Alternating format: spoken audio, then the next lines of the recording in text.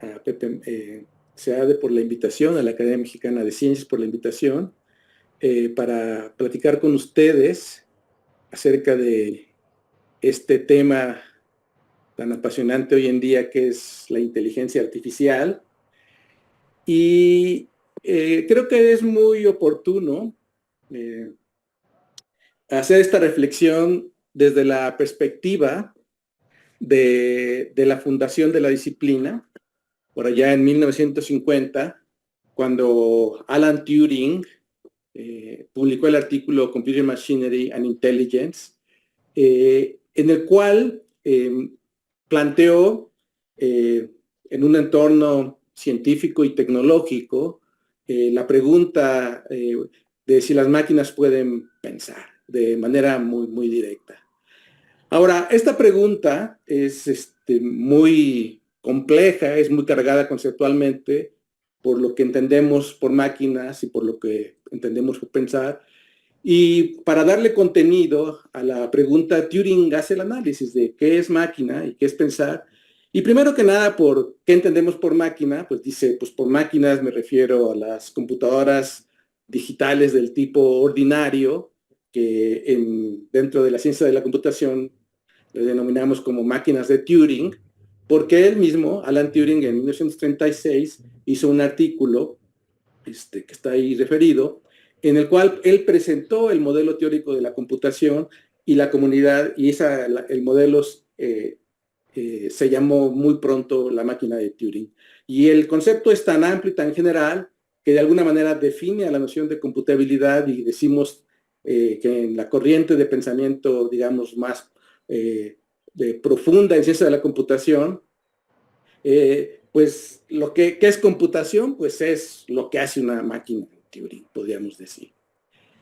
Ahora, en un sentido un poquito más intuitivo, si nos preguntamos qué es computar, pues computar es simplemente transformar representaciones, como representaciones textuales. Entonces, la máquina lo que hace, y a diferencia de cualquier otra máquina que haya inventado el ser humano, que está hecha para hacer un trabajo útil, lo que hace la máquina de Turing es simplemente le damos una representación, como puede ser un texto, y a través de un algoritmo y por un proceso completamente mecánico lo transforma en otro texto. Eso es lo que es la computación.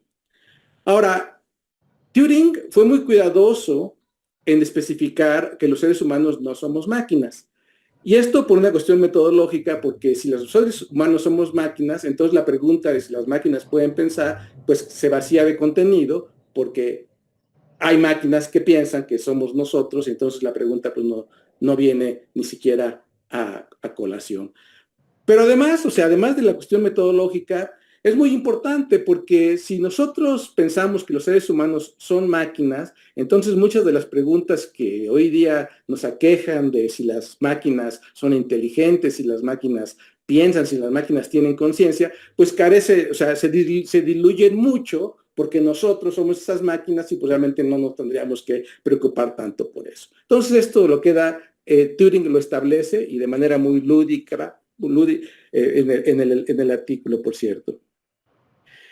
Ahora, respecto a pensar, pues pensar también es un término que tiene una carga conceptual tremendamente amplia. Ha sido esta noción el sujeto de las deliberaciones de los filósofos históricos, porque pensar involucra razonar, que involucra diagnosticar, decidir, deducir, planear, inducir, aprender, etcétera. Y además, cuando estamos llevando a cabo estas funciones del pensamiento, estamos entendiendo, y además cuando estamos entendiendo, estamos siendo conscientes.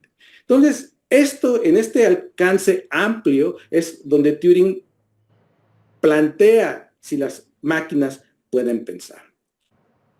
Ahora, pero dice Turing, estos problemas pues, son muy, muy difíciles y han sido el sujeto de pues, una actividad intelectual tremenda a lo largo de toda la historia de la filosofía. Y dice, ¿y qué tal si mejor, en lugar de ponerse en esa discusión analítica de ese tipo, qué tal si nosotros que hacemos un experimento mental?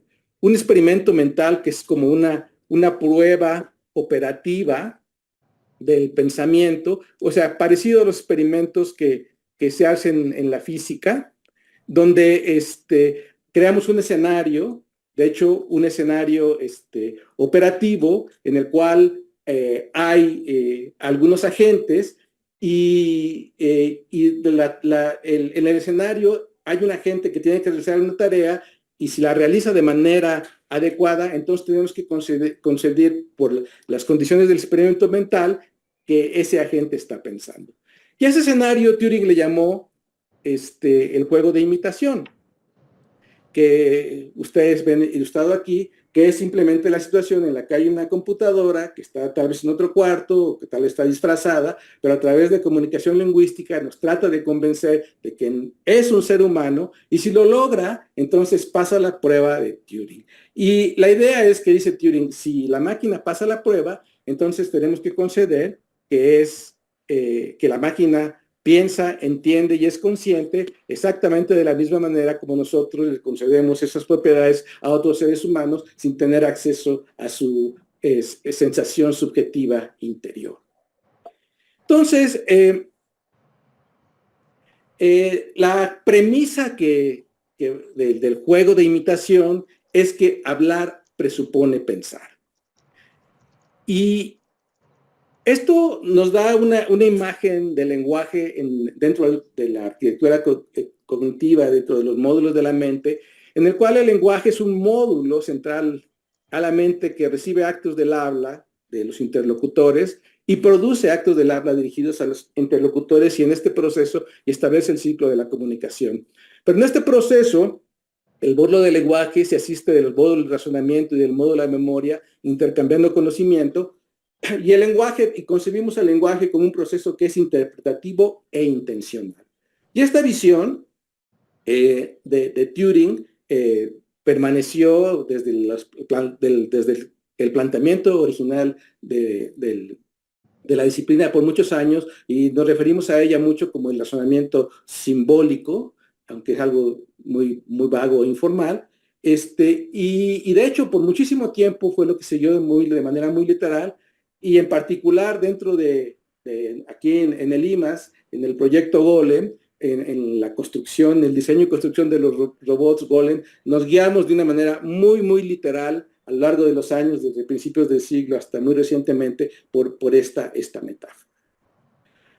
Ahora, pero también nosotros sabemos que hay un lenguaje que es automático, que se lleva a cabo de manera directa. Hasta tenemos la expresión de piensa antes de hablar. Es un lenguaje sin pensar.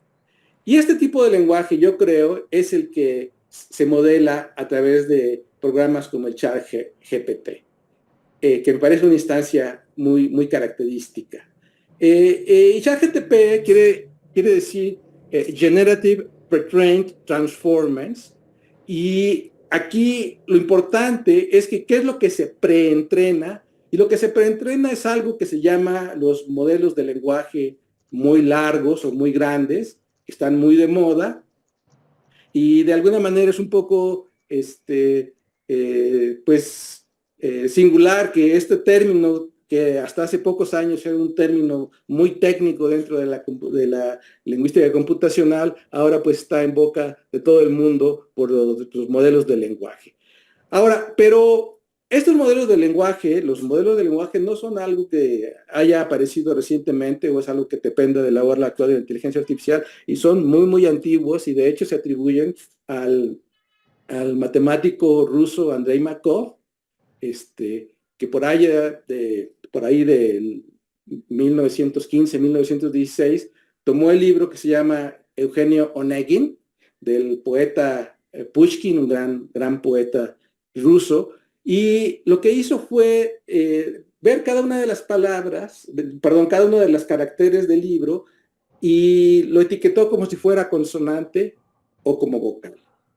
Y después hizo la pregunta de si era posible saber si una letra era vocal, dada si la anterior era vocal o consonante, o las dos anteriores eran vocales y consonantes, y entonces empezó a hacer los números y pudo predecir con cierta probabilidad si una letra iba a ser vocal a partir de las dos anteriores. Y eso es. Ahí ya nacieron los modelos del lenguaje. Y ustedes dirán, bueno, ¿y qué? Bueno, pues lo importante es que lo que Markov mostró es que es posible predecir el lenguaje que será emitido a partir del lenguaje que ha sido observado. Y ese es la gran noción inicial de los modelos del lenguaje desde aquella época. Ahora, el siguiente capítulo muy importante de los modelos del lenguaje aparece, me parece a mí, en el artículo de Shannon de la teoría matemática de la comunicación en 1948, este artículo súper importante de la ciencia y la tecnología dentro del siglo XX, donde Shannon, pues, introduce, este es el artículo donde Shannon introduce el modelo de la fuente de información, o sea, si hay comunicación, alguien está hablando, por ejemplo, en este momento yo soy una fuente de información, y el concepto de la entropía. Y la entropía, pues, no es más que la noción de qué tan impredecible es el lenguaje que está emitiendo la fuente. Y estos dos conceptos son súper importantes a toda la teoría de la comunicación y también muy importantes dentro de la computación. Y aquí, para los modelos del lenguaje, pues simplemente son una fuente de información. Y Shannon dijo, piensen ustedes, ¿cuál es la máquina más sencilla que puede emitir lenguaje? Y dice, pues imaginemos que tenemos una urna, y en esa urna tenemos bolitas etiquetadas con palabras de lenguaje. De hecho, hay una bolita por cada palabra de lenguaje. Y entonces, para generar lenguaje, lo único que yo tengo que hacer es meter la mano a la urna, tomar una bolita, leer la etiqueta de la bolita, cantar la palabra, y después regresar la bolita y tomar otra, etcétera, y entonces empiezo ya a decir una secuencia de palabras. Entonces estoy generando el lenguaje. Y aquí este lenguaje, Shannon le llama modelos de lenguaje de orden cero.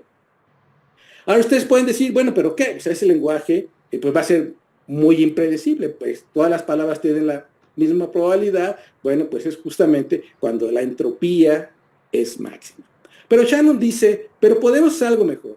¿Qué les parece si en lugar de tener una palabra, una bolita por cada palabra, tenemos a las palabras representadas por bolitas de acuerdo a su frecuencia de ocurrencia en el lenguaje? Entonces, palabras que ocurren mucho tienen muchas bolitas, y palabras que ocurren poquito tienen poquitas bolitas, y estos son los lenguajes de orden 1, y realizamos el mismo proceso. Entonces empezamos a tomar bolitas, la cantamos, la regresamos, etcétera, y empieza a salir lenguaje. Y este lenguaje, ustedes, si lo hacen experimentalmente, van a ver que es un lenguaje que empieza a tener cierto sentido. Es decir, su entropía es un poquito más baja. Pero Shannon dice, pero podemos hacer aún mejor. ¿Qué les parece si tenemos en nuestra urna inicial, pero además tenemos ahora un número muy grande de urnas, donde hay una urna para cada palabra del lenguaje? Y lo que hay en esa urna son las bolitas corresponden a las palabras que le pueden seguir a la palabra de la urna. Y entonces, para generar lenguaje, tomo mi bolita inicial, canto la palabra, y entonces voy a la urna de la palabra, y de ahí saco la siguiente palabra, la canto, y a su vez, y así me voy. Entonces empiezo a generar lenguaje en base a las palabras, y esto lo podemos hacer más general. En lugar de poner urnas por cada palabra, podemos poner urnas por cada par de palabras, donde lo que hay en la urna es lo que le sigue, y hacer el mismo procedimiento. Y si ustedes hacen este procedimiento hasta el orden 4, lo que empieza a salir prácticamente es lenguaje gramatical. Eso lo mostró Shannon. Entonces podemos tener modelos de lenguaje de orden n, que predicen la siguiente palabra en base al contexto anterior. Y para hacerlos, pues lo único que tenemos que hacer es calcular las estadísticas de cuáles son las palabras que le pueden seguir a una palabra, a una secuencia de palabras, etc. Y eso son los modelos de lenguaje. Así tan sencillo.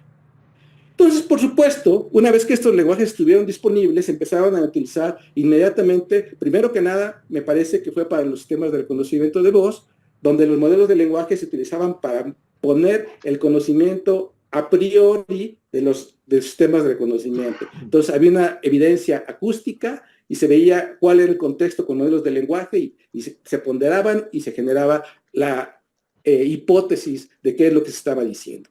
Y luego, por supuesto, también se utilizaron muchísimo para el sistema de procesamiento del lenguaje natural, en la lingüística estadística, Y eventualmente los modelos de lenguaje se empezaron a modelar con redes neuronales y en particular con redes neuronales de aprendizaje profundo. Y aquí otro desarrollo muy importante que hubo en el 2017 es que apareció un mecanismo que se llama Transformers, que también se habla mucho de hoy en día de este mecanismo, y realmente lo que este mecanismo hace es resolver la ambigüedad. Primero que nada, la ambigüedad léxica.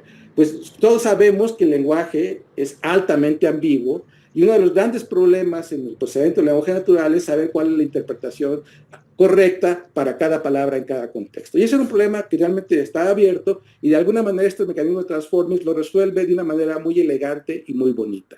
Y con esto, equipado con esto, entonces fue posible que con redes neuronales profundas modelar una fuente de lenguaje de gran capacidad, donde a la entrada, aquí le pongo W mayúscula, ponemos una secuencia de palabras, W1, W2, W3, WN, ese es el contexto de palabras, y la red neuronal, con el transformer, está programada para producir una salida donde lo que sale es que para cada una de las probabilidades del lenguaje, para cada una de las palabras del lenguaje, la salida dice, ¿cuál es la probabilidad de que yo, la palabra y, por ejemplo, soy la que sigue dada la entrada?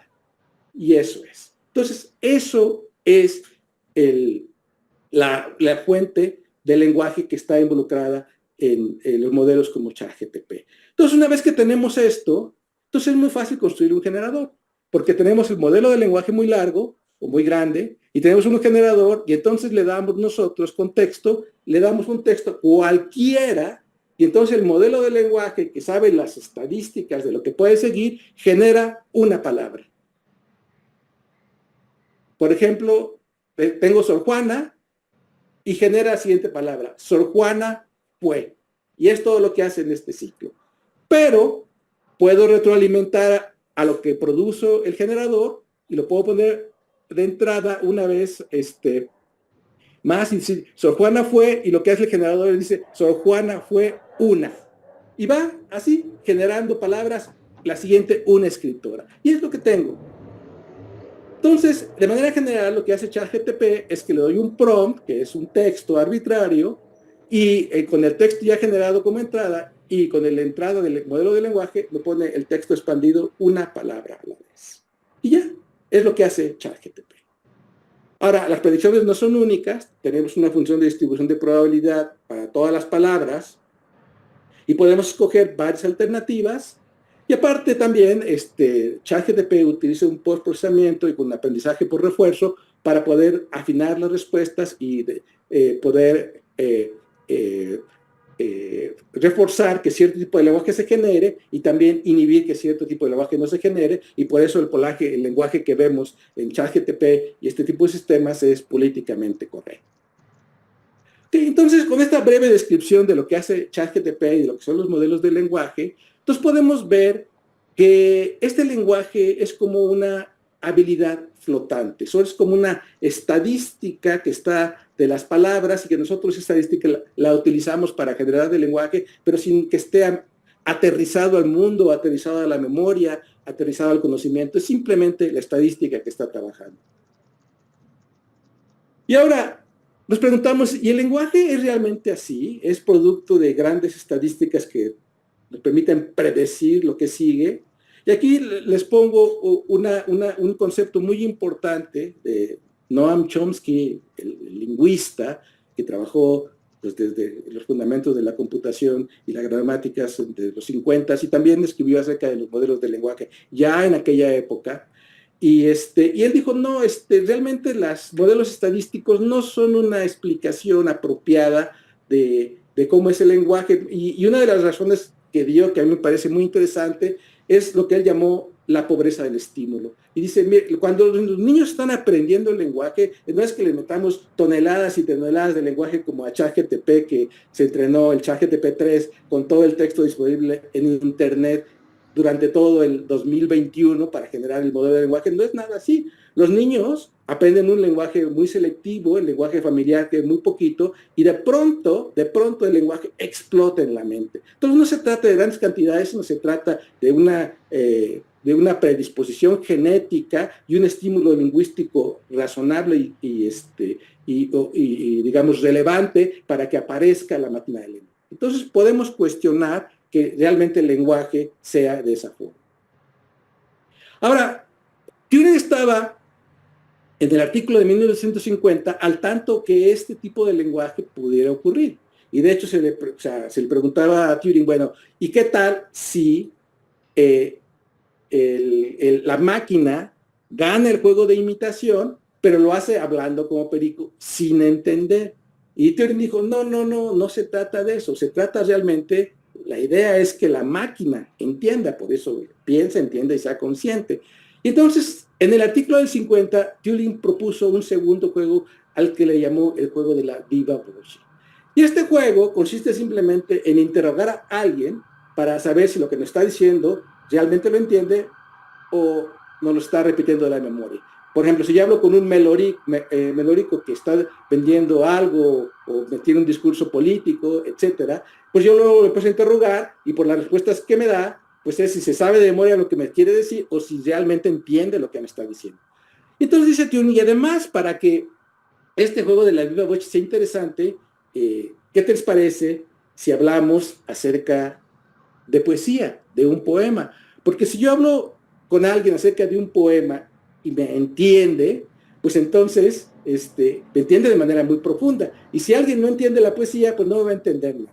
Y de hecho Turing pone en el artículo un ejemplo de cómo se podría jugar el juego de la viva voz con una máquina para ver si realmente estaba entendiendo, y pone este diálogo que dice, le dice el usuario a la máquina, en la primera línea de tu soneto que dice, entre comillas, shall I compare thee to a summer day, que quiere decir, te compararía con un día de verano, y le dice, ¿no sería mejor poner a spring day, igual incluso mejor? Entonces uno dice, bueno, ¿qué podemos cambiar en este soneto de Shakespeare, que es la primera línea de este soneto número 18, Summer Day por Spring Day? ¿Qué pasaría? Que entonces empieza a jugar acerca de qué hay. Pero por supuesto para nosotros el inglés es un poco complicado y no seguimos esto muy bien, y entonces dije, bueno, pero ¿qué tal si lo hacemos, el juego de la viva voce, con un poema de Sor Juana que todos nosotros conocemos? Y para este efecto tomé este soneto de Sor Juana, y de hecho tomé nada más los primeros dos versos del segundo cuarteto para hablar acerca de eso. Entonces lo voy a resaltar y pongo en el fondo todo lo demás, pero además a lo largo del diálogo que les voy a mostrar, ChatGPT es muy verboso, entonces nada más voy a resaltar la parte, digamos, relevante para nuestro diálogo. Entonces le digo a ChatGPT, abro a ChatGPT y le digo, si al imán de tus gracias atractivos sirve mi pecho de obediente acero. Y ChatGPT me responde, esta es una frase en español de un poema o canción. Puede ser una declaración de amor o una comparación del amor que siente el hablante con la atracción de un imán hacia el acero. ¡Wow! Interesante, ¿no? Entonces yo le digo, en el espíritu del juego que muestra Turing, ¿podrías cambiar atractivo por adhesivo? Y ChatGPT me dice, sí. ¿Pero qué quiere decir ChatGPT? Al cambiar atractivo por adhesivo, la frase se vuelve una comparación más literal de una sustancia pegajosa que une dos cosas. En ambos casos, la frase es una expresión de amor, unidad fuerte. ¡Wow! Bonito, ¿no? Entonces, pero lo presiono y le digo, bueno, aquí me voy, no voy a decir todo porque es muy largo, pero lo que yo quería era ver si podía cambiar la metáfora y en lugar de pensar en dos amantes atraídos, un poco detenidos en el espacio por las fuerzas como magnéticas, si los podría realmente colapsarse y darse un abrazo físico. Y le digo, en el verso el sujeto y el objeto están estáticos y las fuerzas producen la atracción, pero podrías ponerlos en movimiento. ChatGPT me dice, sí, aquí hay una posible versión. Mi pecho obediente, como acero atraído, avanza hacia el imán de tus gracias. ¡Wow! ¡Qué interesante! Pero yo le insisto entonces y le digo, me refiero a que si pones a los agentes en movimiento, podrían ponerse en contacto físico y la metáfora de que el sujeto se adhiere al objeto podría ser coherente. ChatGPT me dice, sí, por ejemplo, mi pecho de acero avanza hacia ti, atraído por el imán de tus gracias, y se adhiere a tu lado. ¡Wow! Entonces, cuando vi esto, dije, qué interesante, esto realmente no lo habíamos visto, y sí representa algo, cuando menos, muy interesante que hay que darle seguimiento. Sin embargo, en ciencia, pues tenemos que estar seguros, tenemos que repetir los experimentos y un mes después lo repito, igualito. Empiezo. Si al imán de tus gracias atractivo sirve mi pecho de obediente acero. Y ChatGPT me dice, este verso es parte de una estrofa del poema A una rosa de Francisco de Quevedo. Yo digo, ¿qué? Yo no lo sabía, no lo sospecharía. Entonces lo primero que se me ocurre, le digo, entonces, Sor Juana plagió a Quevedo, y me dice ChatGPT, no necesariamente. La expresión es una metáfora que se puede utilizar en diferentes contextos literarios y poéticos. Si bien, y aquí subrayo, este verso es parte de un poema de Francisco de Quevedo, no significa necesariamente que Sor Juana lo haya plagiado si lo utilizó en su obra. ¿Qué? Y yo me quedo así pasmado y digo, bueno, vamos por partes. Primero, es cierto, entonces voy a internet, no ChatGPT, voy a Google y le pregunto por el soneto A una rosa de Francisco de Quevedo y ahí me aparecen varias ligas de A una rosa, Quevedo, videos recitando el video diciendo A una rosa de Quevedo, etc. Y digo, pues aquí está. Y aquí está el poema que me apareció en Google. Ayer naciste y morirás mañana, etc. Entonces, pues no aparecen esos versos y voy y le digo a ChatGPT, pero el verso en cuestión no aparece en A una rosa. Y entonces me dice ChatGPT, tiene usted razón, me disculpo por mi error. Y aquí subrayo y lo pongo en rojo. En cualquier caso, mi respuesta anterior sobre la posibilidad de que Sor Juana haya utilizado esta expresión sin intención de plagiar a Quevedo sigue siendo válida, aunque no hay evidencia de que Quevedo sea el autor del verso. Bueno, pero aquí hay una contradicción, porque ya me había dicho que era el autor del verso, pero además aquí hay un juicio, o sea, de que se haya utilizado el material que no sea plagio, pero si es en la poesía barroca o si es en toda la poesía o qué. Porque de hecho, si no hay una razón literaria, si no hay un punto, una cuestión artística, pues de cualquier manera, pues de acuerdo, yo creo que a nuestros contextos y valores culturales lo podemos considerar plagio. Claro que esto es muy debatible, pero yo pienso que si se utiliza el material tiene que haber una justificación y tiene que haber, decirse cuál es la fuente. El caso es que lo importante es que aquí ChatGPT está haciendo un juicio de valor que puede ser, en todo caso, muy discutible. Pero aún hay más. Aquí no termina. Porque un año después estoy trabajando yo en varias cosas y de pronto me doy cuenta que este soneto A una rosa que Google me había dicho que era de Quevedo, no es de Quevedo, es de Góngora. Y dijo, ¿cómo?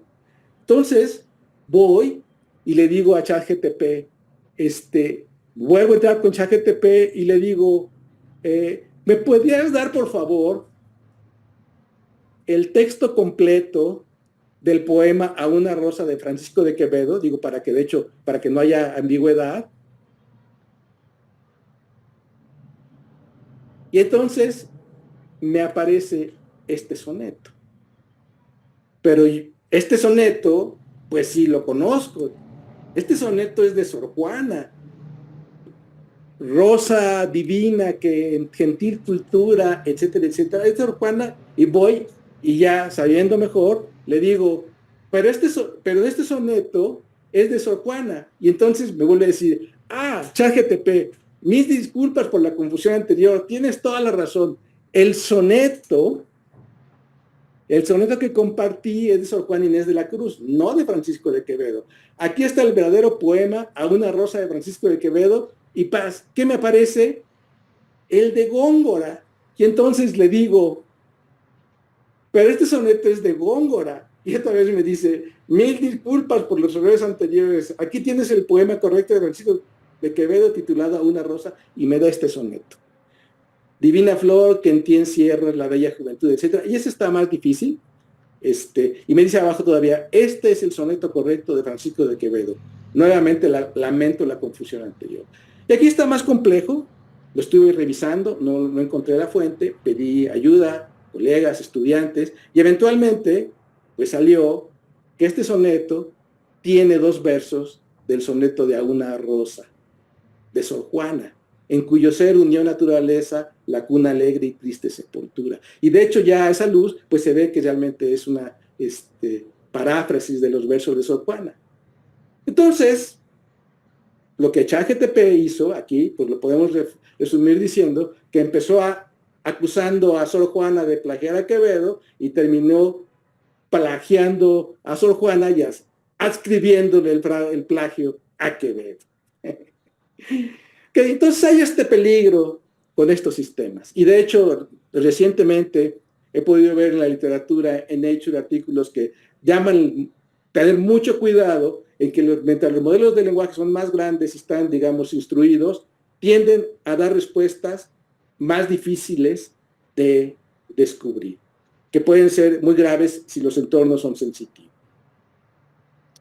Entonces, viendo ya este diálogo, decimos, bueno, ChatGPT pasa la prueba de Turing, y pues yo digo que no, porque ser obcecado y contradictorio, como lo es ChatGPT claramente en este ejemplo, es signo de no estar pensando. Entonces, ¿cómo proceder? Y aquí regreso a Turing en el artículo del 50, donde al final del artículo Turing sostiene, o sea, Turing dice en qué dirección tiene que proceder, o él propone que sugiera la inteligencia artificial, y dice esto. Se puede sostener que lo mejor es darle a la máquina los mejores órganos sensoriales que el dinero pueda comprar para enseñarle a entender y hablar inglés. Y esto es muy interesante porque en el texto, si ustedes leen el artículo, que es muy bonito, muy interesante, Turing dice que si vamos a crear sistemas inteligentes, esos sistemas tienen que tener muchísimo conocimiento. Y eso, digamos, no es factible pensar que ese conocimiento se va a poder dar de antemano, sino que tienen que aprender. Y el vehículo de aprendizaje por excelencia de los seres humanos es el lenguaje.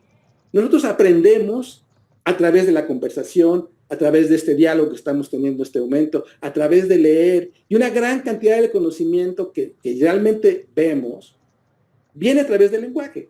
Entonces Turing pensó que la máquina de lenguaje se tenía que construir para que la máquina aprendiera hablando con nosotros como los seres humanos aprendemos. Que es muy diferente a entrenar una habilidad como andar en una bicicleta o manejar un coche, que es muy diferente tipo de aprendizaje, que en ese caso pues es más bien como entrenamiento. Y luego Turing prosigue y dice, este proceso podría seguir la enseñanza normal del niño. Las cosas se podrían señalar y nombrar. Y esto es súper interesante porque Turing está pensando en que el lenguaje se aprende de manera aterrizada como cuando hacemos revisiones ostensivas y en particular como aprenden los niños.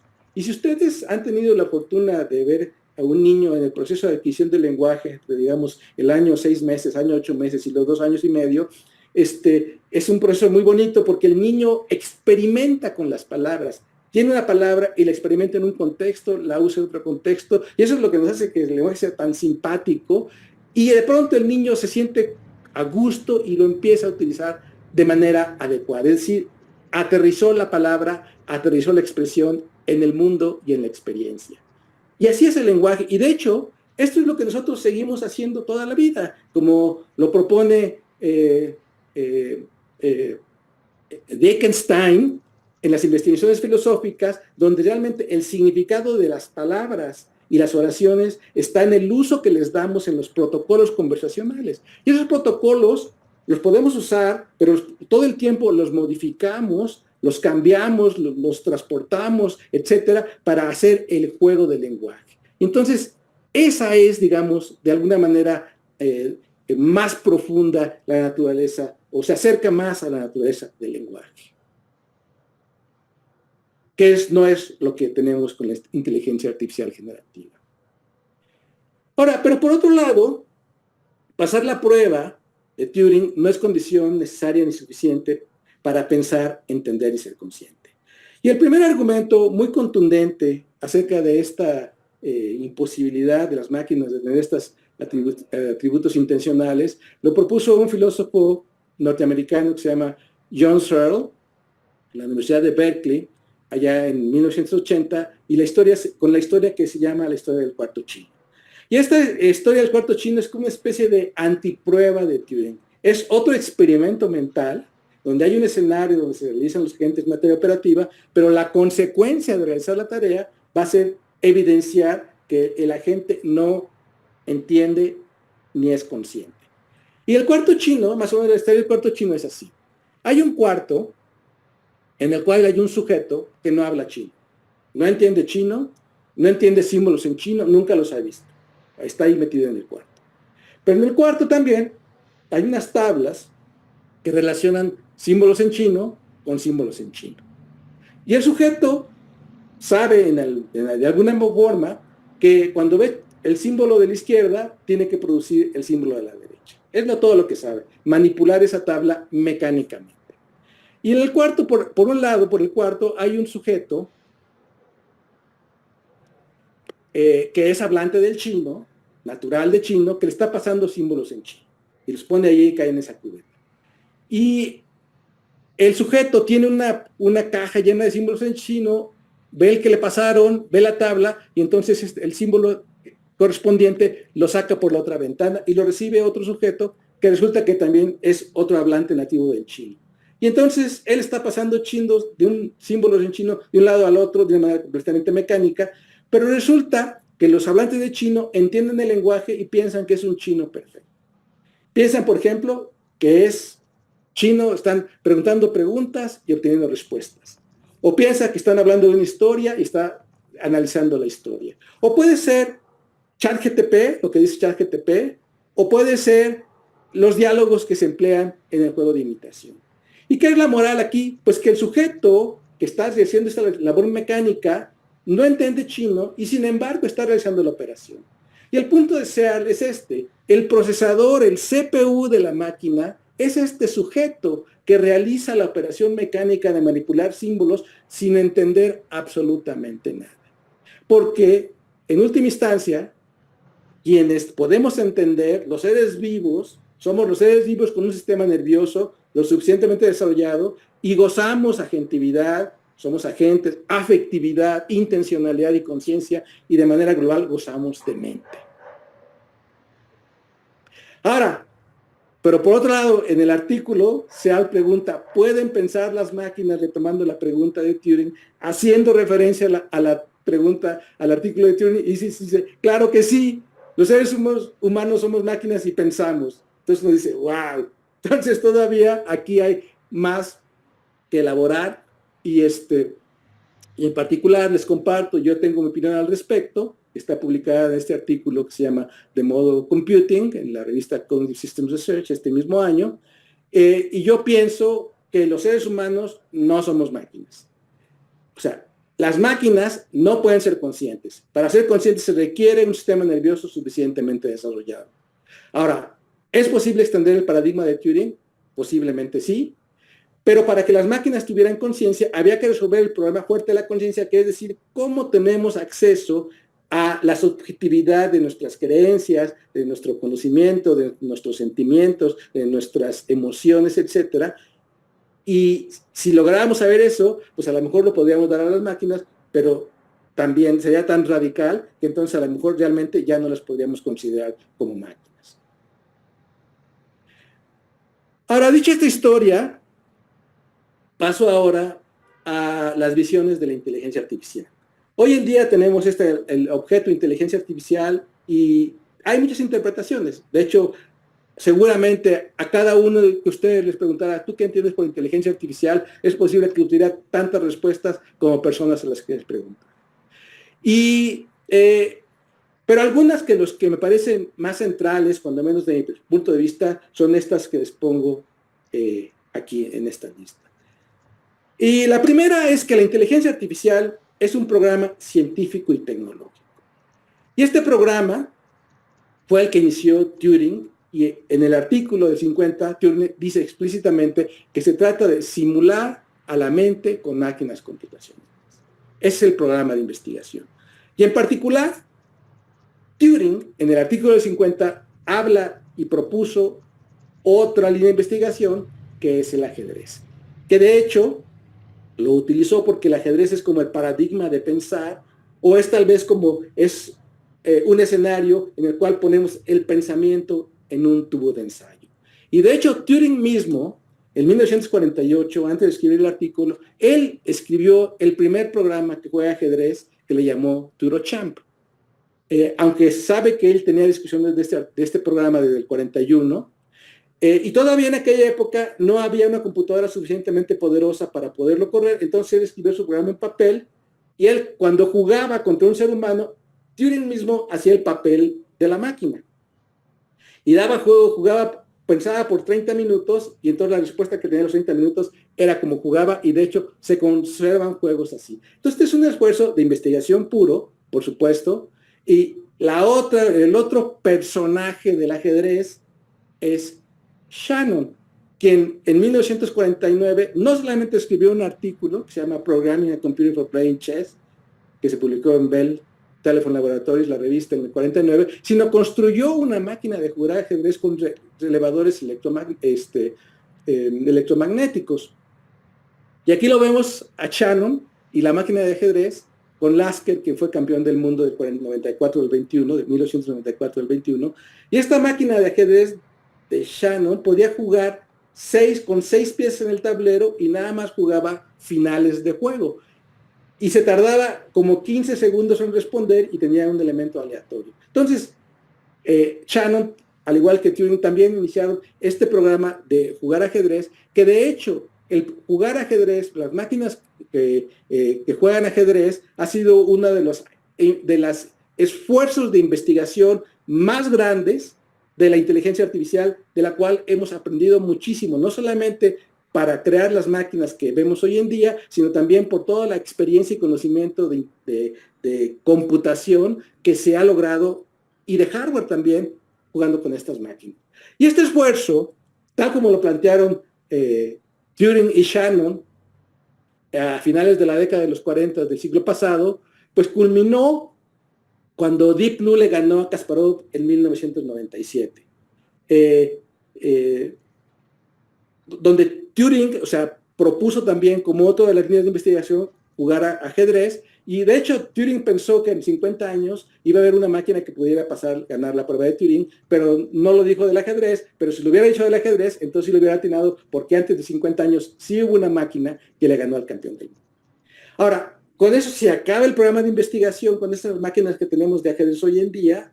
Pues no, el mismo Kasparov, me parece, no he podido recuperar la cita recientemente, pero en alguna ocasión escuché que él dijo que después de mucho decir que él no había perdido, que le habían hecho trampa, que realmente Deep Blue no era quien jugaba, sino en un grupo de grandes maestros en un cuarto de atrás, hasta que finalmente aceptó que sí había perdido, pero entonces dijo, bueno, pero vamos a cambiarlo. Entonces, en lugar de que la meta sea construir un programa que gane al campeón del mundo, ¿qué les parece si construimos un programa que juegue con los seres humanos? Y esto es muchísimo más interesante, porque de hecho hay un gran trecho entre lo que hay, como jugaba Deep Blue y cómo jugamos los otros seres humanos. Y de hecho, eso eso pasó desde el 97 hasta la fecha, hasta que en el 2018 hubo una revolución en la conceptualización de las máquinas de ajedrez con un programa que se llama AlphaZero, construido por David Silver y Demis Hassabis. Demis Hassabis es el fundador de DeepMind, y vean el número de citas que ellos han obtenido por este trabajo, que básicamente es una nueva forma, una forma diferente a la propuesta que habían hecho originalmente de cómo puede haber juegos por computadora, que ha sido tremendamente impactante, y este programa AlphaZero, inmediatamente que se construyó, pudo ganarle a todos los demás programas, no solamente de ajedrez, sino también de Go y de Shogi, el ajedrez japonés, y por supuesto a las máquinas de ajedrez normal, de una manera muy diferente. Y aquí los voy a invitar al taller que vamos a hacer el lunes acerca de cómo se construyó este programa y un poquito les voy a decir un poquito más por qué.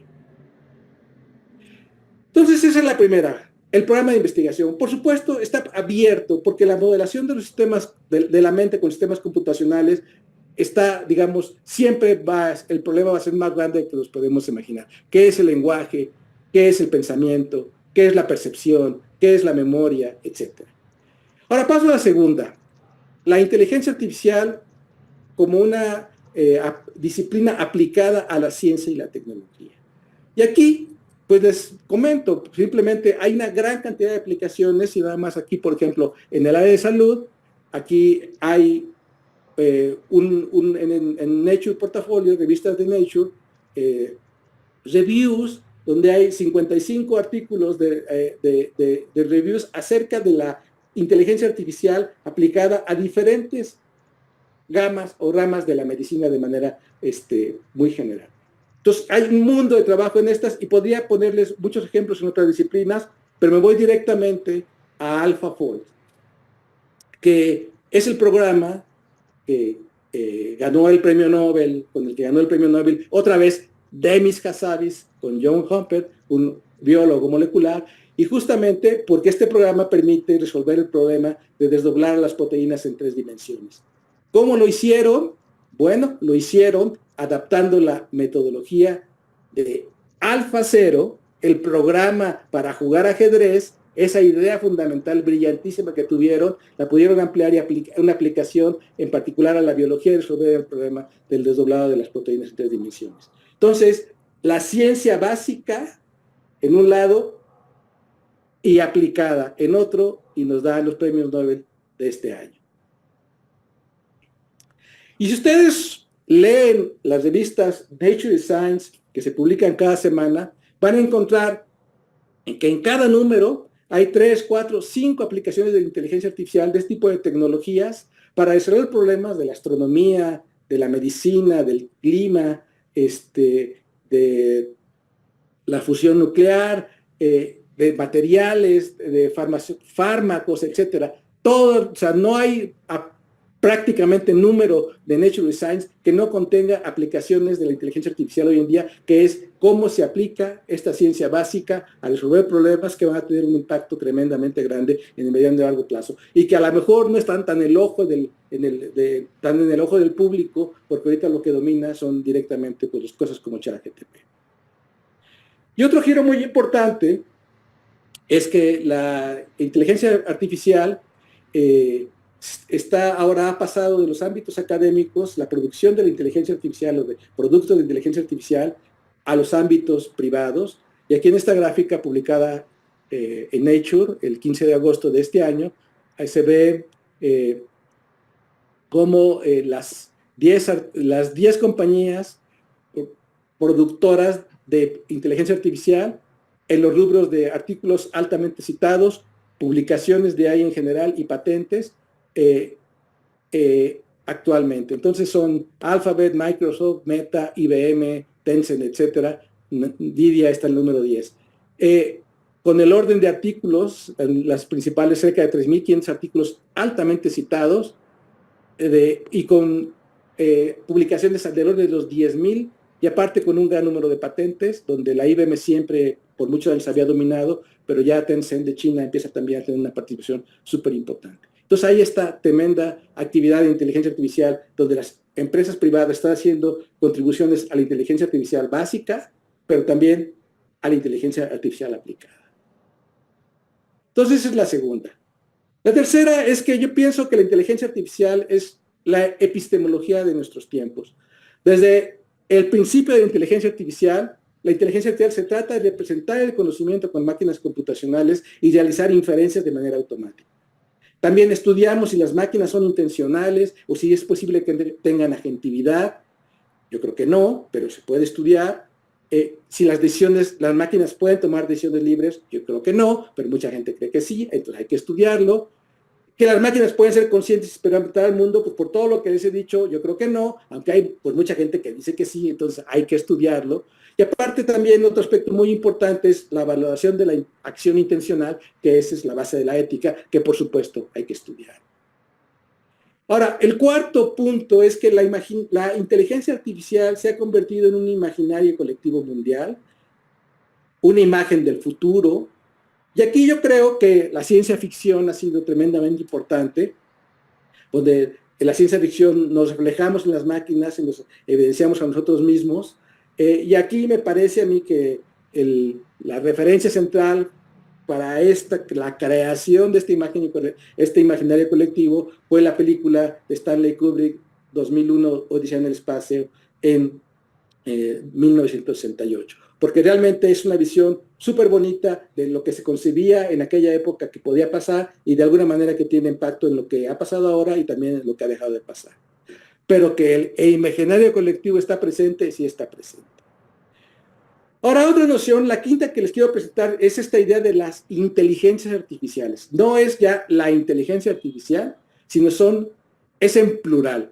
Son diferentes pequeñas mentes, entre comillas, particulares, y que pues son programas de cómputo, como los que siempre hemos tenido, pero con la tecnología que ha desarrollado en la inteligencia artificial, y estos pequeños programas de cómputo, o no tan pequeños, muy grandes, pues realmente aumentan nuestras potencialidades. Y aquí es donde se enclavamos a programas de asistentes de redacción y diseño, como son ChatGPT y los programas de la inteligencia artificial generativa en general. Son programas de cómputo que nos amplifican continuando la tradición de los programas de computación con estas herramientas actuales. Y los podemos pensar como prótesis mentales que nos empoderan.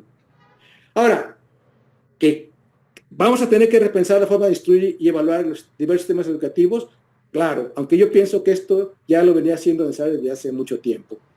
Que va a haber una reorientación de los mercados laborales, sí va a haber.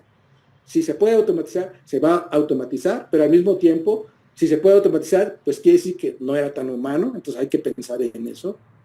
Que tenemos otros problemas, fraudes, plagios, manipulación, sí, claro que está, pero estos problemas los hemos tenido, pues yo creo que desde el principio de la civilización, y para hacer estas prácticas se ha utilizado siempre la tecnología más avanzada disponible en la época. Por supuesto, no nos vamos a evitar, esto no va a dejar de pasar, pero también estas mismas herramientas son las que puede utilizar la policía, y aquí, desde ese punto de vista, pues lo que tenemos que tener es una mejor policía informática, y es un juego que va a estar de manera muy dinámica llevándose a cabo por el futuro. ¿Que hay que regularla? Claro que hay que regularla, hay cosas que hay que regular, hay mucho interés. Aquí les pongo otro artículo que se publicó en Nature en agosto del 2023, donde presenta la estrategia de regulación que está llevando a cabo en Estados Unidos, la estrategia de regulación que está llevando en Europa y la estrategia de regulación que está llevando en China. Los tres interesados en regular, pero cada quien desde una perspectiva idiosincrática muy particular, enfatizando sus culturas, sus valores en las que se van a contextualizar. Pero en última instancia, yo creo que realmente para enfrentar estos problemas, como estos problemas van a llegar a los usuarios, a cada uno de nosotros de manera particular, lo único que en el largo plazo va a ser realmente efectivo es que la sociedad sea más educada y más crítica. Y que de la misma manera como hicimos este ejercicio acerca de ChatGPT y los diálogos, los juegos de Sor Juana, lo hagamos cotidianamente ante las fuentes de información que nos están presentando, información que tenemos nosotros que curarla personalmente, porque ya no podemos pensar que va a haber un intermediario que la va a curar por nosotros. Ahora, ¿qué va a ser en el futuro? Bueno, yo creo que aquí podríamos poner una analogía.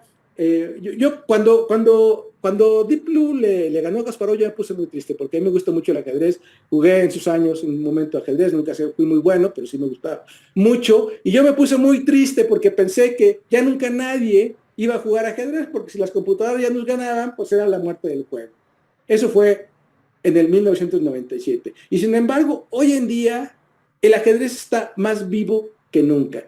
Juegan niños, juegan niñas, hombres, mujeres, adolescentes, profesionales, amateurs, en diferentes modalidades de juego en todo el mundo. Hay una gran actividad de renacimiento del ajedrez de alta calidad en la India hoy en día, etcétera. Entonces el ajedrez está más vivo, que no se murió, sino más bien se potencializó, porque la computadora, todos los jugadores de ajedrez se entrenan usando las computadoras, pero el juego es con los seres humanos, donde está completamente vivo. Un poquito como las calculadoras. Pensamos que cuando entraban las calculadoras ya no vamos a tener que sumar y restar, iba a ser muy dañino, pues ahora ya las usamos de manera cotidiana sin tener ningún tipo de preocupación. Y aquí otra vez, Kasparov ha estado muy activo, proponiendo ahora de manera muy proactiva que el futuro tiene que ver con la sinergia entre el humano y la máquina. No la máquina sola, no el humano sola, sino la sinergia entre ambos y en equipos de trabajo, porque eso es lo que nos va a permitir transformar el mundo hacia adelante. Aquí hay un video muy bonito de la postura de Kasparov hoy en día al respecto. Ahora, la siguiente que les quiero decir y penúltima es que la inteligencia artificial se ha convertido en una marca comercial, ¿sí? Y esta marca comercial utiliza el imaginario colectivo mundial de la inteligencia artificial. ¿Qué más quieren las compañías de publicidad? Que haya un imaginario completamente extendido al que puedan apelar para vender sus productos. Y los grandes corporativos internacionales comercializan a las inteligencias artificiales, a estos programas. Es su negocio. Y por supuesto, aprovechan la marca IA. Pero nosotros tenemos que estar aquí, nosotros tenemos que estar conscientes de que estamos en un mercado el que nosotros somos los consumidores, nos están vendiendo. Tenemos que verlo como productos comerciales que estamos comprando y quitar toda la parafernalia adicional que no ayuda mucho. Y por supuesto, aquí vuelven a aparecer los aspectos de la ética y la inteligencia artificial, porque sí hay que tener mucho cuidado en la comercialización y uso apropiado de las inteligencias artificiales. No es que las inteligencias artificiales, los programas de inteligencia artificial sean conscientes y piensen y tomen decisiones, porque no lo hacen. Las computadoras hacen cálculos que nosotros interpretamos como decisiones, pero lo que sí es que como una herramienta para el uso humano puede ser tremendamente productiva, pero también puede ser tremendamente destructiva, pero la responsabilidad recae completamente en los seres humanos. Y finalmente termino con la séptima de las visiones, que es la inteligencia artificial es una metáfora de nuestros tiempos. Y yo creo que esto se debe a la elección que hizo Turing, no sé si consciente o inconscientemente, de poner a la prueba de Turing, al juego de la imitación, dentro de una gran cuento, una gran historia de la literatura y la mística que tiene dos elementos. Uno, que es crear un ente a nuestra imagen y semejanza, uno, y el dos, que ese ente de pronto adquiere conciencia. Y esa idea que está en la prueba de Turing, está embebida, pues aparece desde el Génesis, es también el cuento del Prometeo, es el cuento del Golem, es el cuento del Frankenstein, es el cuento también del Pinocho que miente para que lo crean ser humano. Y a mí me parece fabuloso en la historia de los replicantes en Blade Runner, donde los androides ni siquiera están completamente seguros si son seres humanos o si son androides. Aquí está la chica androide cuando se entera que no es una humana, por ejemplo. Y también esta metáfora está en el centro de los escenarios distópicos, donde hay esta máquina o esta red que nos quiere conquistar y nos quiere condicionar. Y por ahí hay algunos grupos de humanos rebeldes tratando de mantener la humanidad, porque en última instancia se trata de este conflicto esencial que va entre lo que es lo humano y lo que es lo maquinal. Y nosotros mismos tenemos una parte biológica, que no es la parte de la conciencia y el pensamiento, es la parte, y estamos en una lucha tremenda entre el determinismo de lo maquinal y la indeterminación de lo humano. O visto como lo pone el Golem aquí, especialmente en Gustav Meyrink, el libro dice, donde la tragedia del Golem es que se construye este mono de barro y se le da vida, y es el autómata, el Golem es el cuerpo, pero de pronto ese cuerpo se da cuenta porque hay un atisbo de luz que tiene un titeretero que lo quiere controlar, y entonces él se quiere hacer de su propia conciencia. Y aunque este proceso es tremendamente difícil, en la medida en que lo logra, en la medida que el autómata, que es el cuerpo, logra apropiarse de su conciencia, en esa medida se convierte en ser humano. Muchas gracias.